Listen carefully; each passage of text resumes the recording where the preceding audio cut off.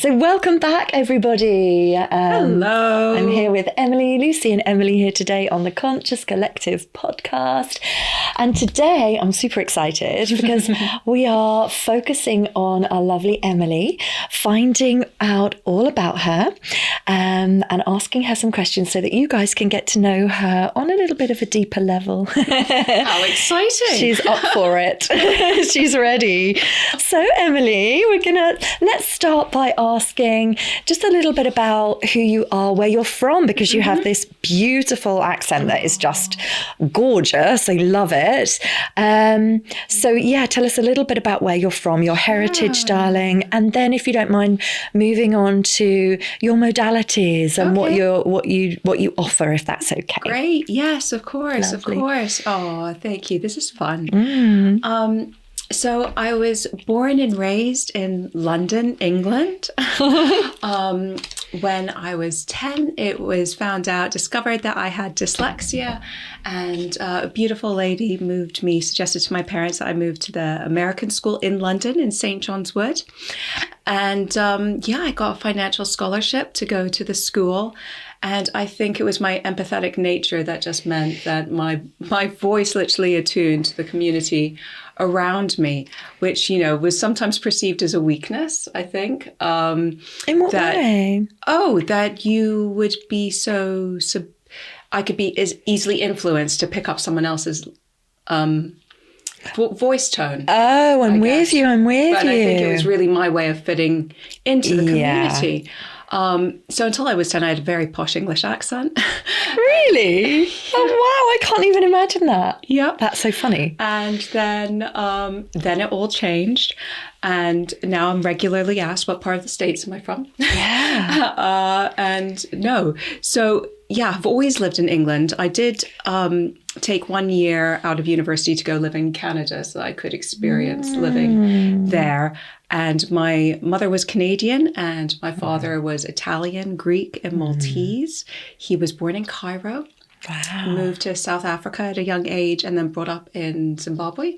Wow. And then I think my father flew over to Canada, and I think that's how they met. And then my mother came over to England, and then X amount of years later, I was born. Oh, that's lovely time. Yeah, it was a really interesting experience, kind of growing up in London, very cosmopolitan, but not having your family around, but kind of wanting that kind of family connection. And I spent my summers in Canada, so I guess I was more inclined to kind of pick up an accent when I was there. And it was very blessed. So is your accent more Canadian than American? I'm not sure. Yeah, I don't know the subtle differences. I think it's intercontinental, really. I think it's got a mix. I don't really say A or use any of the Canadian terminology that much. But I think, if I spend more time in Canada, I'll pick things up in the States. It all kind of moves around. Yeah, so. Lovely. But it's kind of stuck. I love how it's just your signature voice now. And I really love that. It's very you, isn't it? Someone described it balm for the soul. So I will take that. It is. What a lovely compliment. Yay. What a lovely compliment. How lovely. Very special. Yeah, and just very quickly with my modalities, yoga was always a healing tool for me. I found that around 2000. And moved into energy medicine yoga, and that really kind of opened up my spiritual path. And then moved on to Resilo to work with the fascia to release physical body pains, which cured my back pain of 25 years with no expectation in 5 weeks, and led me on a beautiful relationship with fascia and subatomic particles, which I adore. And then moved me into Reiki through you, saying that would be a great way to connect with my guides. Yes, 100% all day long. Can everyone just get attuned to Reiki, please? And if the Arcturians feel like they're tickling your ear when I say that, then connect with them, because I am so grateful, so in awe of this whole experience. Aww. And then, of course, quantum healing comes into it with Dolores Cannon's technique, and the just leaps and bounds I've had with that, and the way I'm now even seeing it in the last 48 hours is phenomenal. And I'm so excited to work with people to help them have that pivotal change, to hold that space, so that they can be set free. Not that they need to be set free, but so that they can fly, so they're not tethered. Something. Yeah. Do you feel like that's what it's done for you?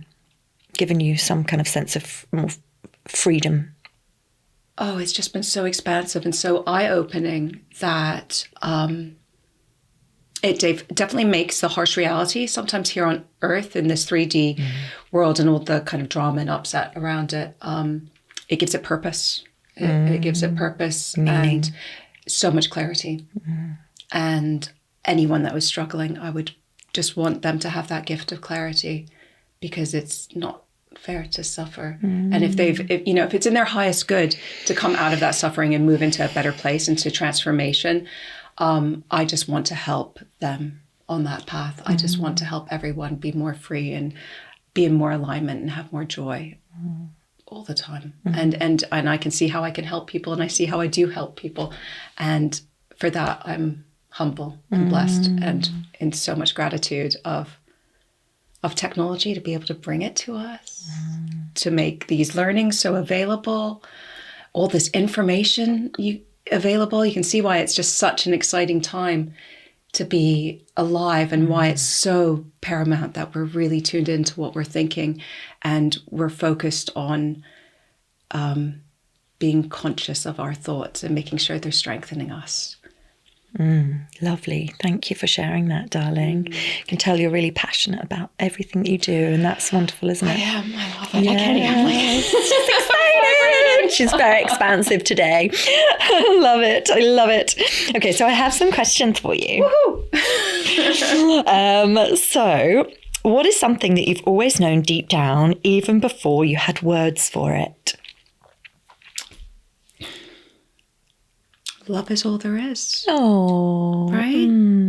At the end of the day, when you get into bed and you kind of tune into yourself, it's love, isn't it? It's just love. Whether it's that purring cat, or your favorite toy, or a smile of a parent, or the giggle with a friend. It's love. And this journey of unfolding that love that's hidden within people through pain and sadness is what I want to unfurl for others and release that. Because I think it's been trapped in a lot of people, and it's time to let that be released. Yeah, absolutely. Absolutely. And we all have that deep down knowing, don't we? Everybody has that knowing. Yeah. So you've known it all along. Lovely. And can you describe a moment when your body told you the truth before your mouth did? I can imagine this for you, Em, because you are the fascia lady. She's the one who's so in touch with absolutely everything in her body. So yes, talk to us about that. Can you describe a moment when your body told you the truth before your mouth did? All the time. All the time the body will react first. And I think people will often, in a deep situation of shock or trauma, be amazed and surprised that I don't react, because I will just be, like that duck on the water, taking in all the information, but in my body, it's electrocuting. It's like firing off. And in one channel session recently, it said, actually, when your earth element is so out of balance and that is tuned up so high, and I haven't controlled it correctly, I'm on the brink of having a seizure. Wow. Yeah. Not great. Not great. Don't recommend this. But that is how clearly I feel in my body. And I think that drains me a lot of the time, and where I get very, very tired. So on the front, I'm demonstrating a very calm and person that's got it all together, but underneath the emotions are firing, and it's all going on. And I'm learning to bring that into balance. It's a gift. It's a beautiful gift, but it needs to be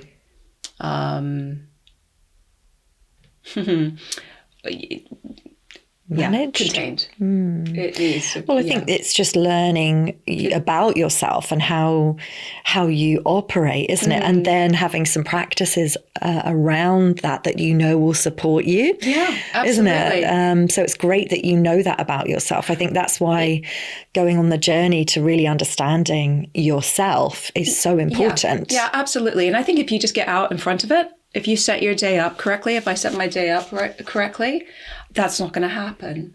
Right. But there's just so much going on and so much that you want to do that sometimes taking that 5-10 minutes out to set your day, it doesn't happen. And I think that doing that is a helpful thing. Oh, good.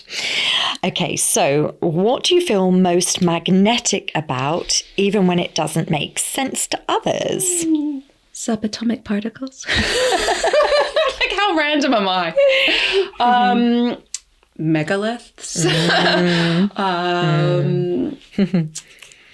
Yeah, there's just quantum physics. I mean, all of it. It just amazes me. I just think there's so much peace and truth that will come through from all of it. So trying to understand all of that, to put it into words to support others, is what you feel magnetic about. So you feel like really drawn to it, and this weaves into your purpose, right? Yeah, so not drawn to healing people per se, but helping people to heal themselves and to hold up a mirror to what they want to see. I guess it just gets me so excited. Yeah. I adore it. All of our spiritual work, I just adore.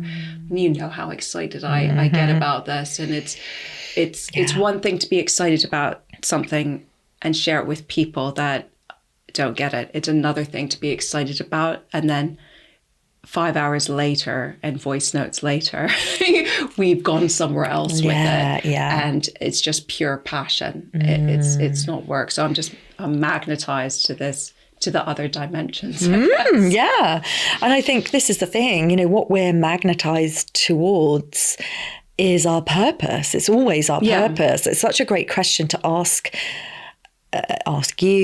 people, but to ask of yourself. I think that's a great question to sit with. What am I magnetized to? What just draws me like a magnet? What do I feel like if I had a spare moment, I would want to research, I would want to do.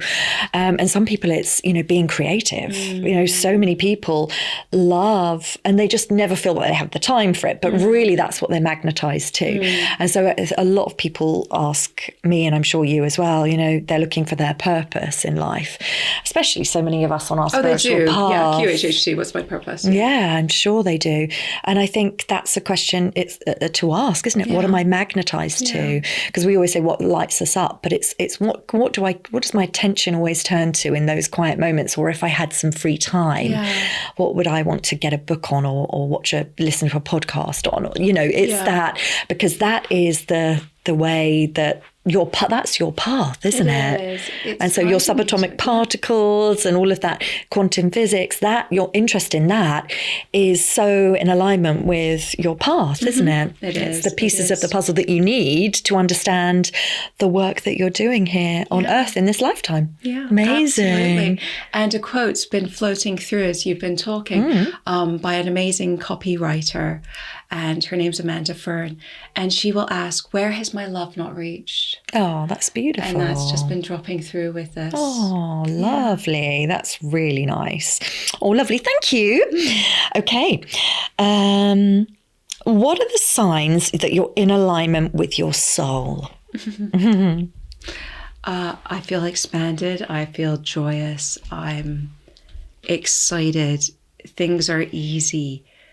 Puzzles are dropping into place. Puzzle pieces are fitting into place, and it's all working. When I'm out of alignment, it is the depression frequency, right? It's anxiety frequency. It is scarcity frequency. It is worry. It's all of those frequencies that if I haven't worked on my energy strongly enough, which I don't every day, I can be in those frequencies. But it's really, things are shifting to the point where I keep going, oh, thank you for that gift. to show me that I'm still insecure about that. Let's change that. Or, you know,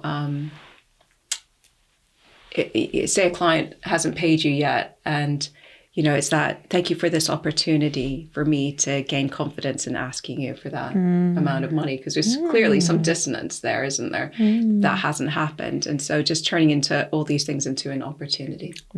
Beautiful. That's lovely. Yeah, definitely. At least trying to, right? Seeing the We're lessons. just human. Like I am, there's elements of me that are still very much human, of course. Yeah, of course. yeah. And I think that's really nice that that sometimes you're in alignment and sometimes you're not, you know? Yeah. And I think that's the spiritual path, right? And it's being aware of that. Yes. Is such a game changer, isn't it? Yeah. That's how you know that you are expanding, that you are on your path. When you're aware of it, I think it's, you know, it's the unconscious path where we're not aware of it. And that's hard. That's tough on people.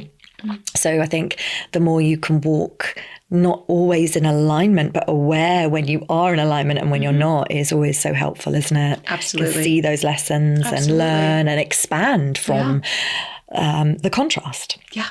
Yeah. Lovely. Okay. So, what was a defining no in your life that actually set you free? I've had a few of these. They've been very strong, very, very black and white. I feel like I'm very tolerant. And then something just will give. Yeah. And that'll be it. The people have passed a threshold. There was one around forgiveness. Someone wouldn't forgive me for something that was very mundane. And that set me free. And they said, I will never forgive you for that. I just said, thank you. In that moment, I said, thank you. You've set me free. Yeah. Because they had, and you know, people will try and control you sometimes because of the way that their energy is patterned. Yeah. You know, take the judgment out of why, but that will happen sometimes. And in those moments, I'm so grateful that I've had clarity, and I'm grateful that I've had it at the ages I've experienced it at, because I'll observe other people in relationships and patterns, and it's just they keep allowing themselves to be. I see it as torture in a way, allowing people to treat them that way. And I was grateful I could kind of nip a few things in the bud like that. Yeah, because it really does.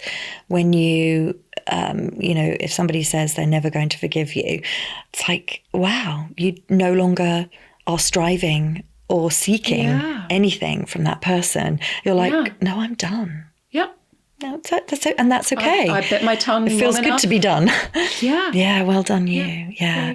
So it's a really good question, because it does set you free, doesn't it? And no more. It does. Just everything just falls away then. It's really nice. There is some getting to know who am I? Who is Emily? Yeah. And figuring out your boundaries, I guess, as well, isn't it? Yeah. It's sovereignty, it's boundaries, it's standing in your truth. And if somebody doesn't accept that, and somebody decides that they're never going to forgive you or wants to carry on with whatever pattern, that's them. That's not you. And that became very clear too, because, you know, if people could take sides, right? Yeah. And I just thought, anyone that wants to take that person's side, please do. Yeah. Do. It is what it is. Because if you know me, you'll know that I'm coming from a place of love and survival and protection. And it was from a place of protection that was also made, because otherwise I'm just beating my head, banging my head against a brick wall and expecting things to change. Yeah. I don't want to do that. No. I say no. I say no more. Oh, we're done. We're done here. No, thank you very much. Good decision. Excellent boundaries. Yeah. And I think we always have to have courage to trust our boundaries. Yeah, I'm just grateful that it was so black and white.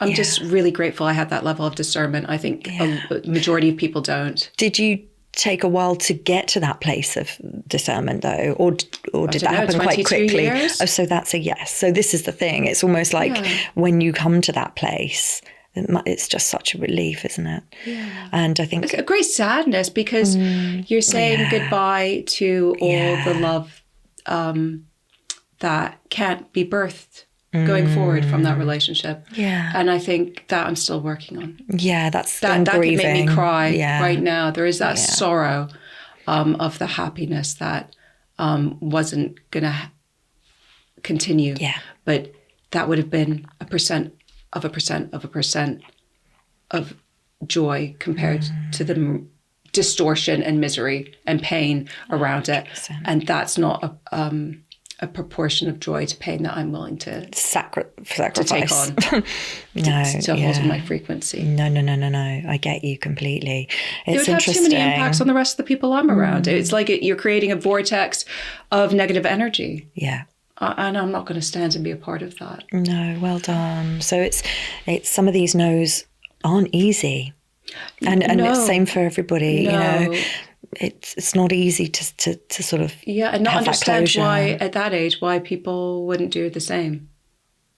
So it differentiates you on a huge significantly, because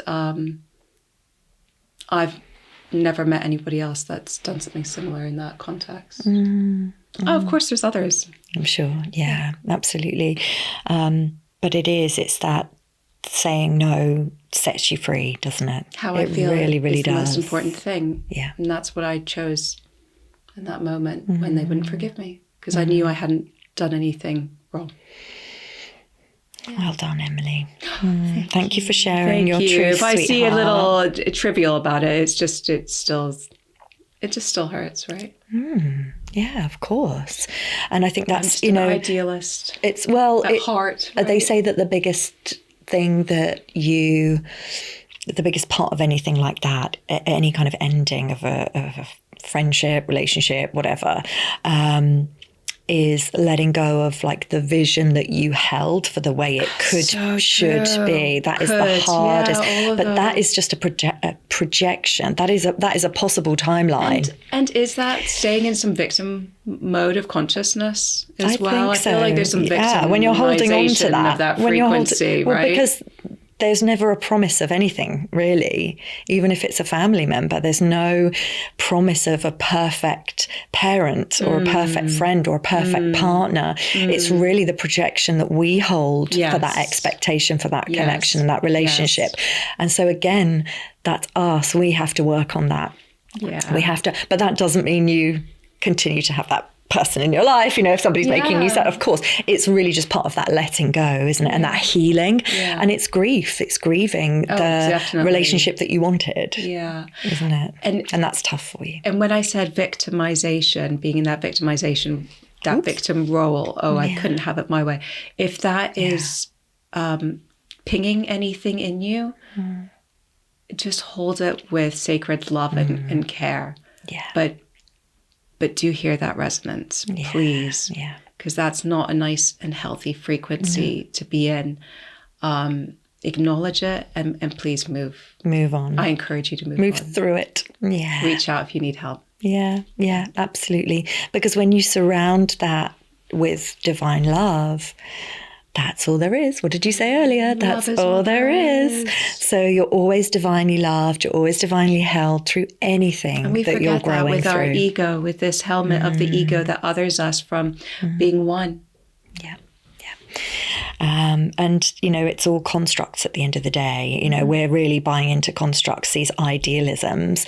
And life doesn't have to be that way, We can let go of what we thought. Yes. And move on to what is. Yeah. And accept what is. And when you have that beautiful acceptance, it sets you free. It really does on the emotional level. Thank you for sharing so openly. My pleasure. Okay. Oh, I love this. Oh my gosh, this is such a gorgeous question. You could tell I didn't come up with this question. If you could whisper one sentence into every woman's heart right now, what would it be? Does it have to be a woman's? No, I was sorry. I'm so on the union path. Yeah, that's such. Can it be anyone's? I don't like to just be on one side. Yeah. So shall I ask it again? If you can whisper one sentence into any soul, sister or brother's ear right now, heart. Sorry, not ear. Heart right now. What would it be? I love the eyebrows.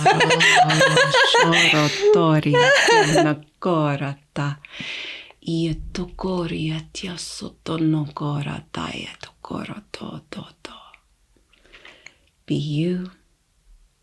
Be love.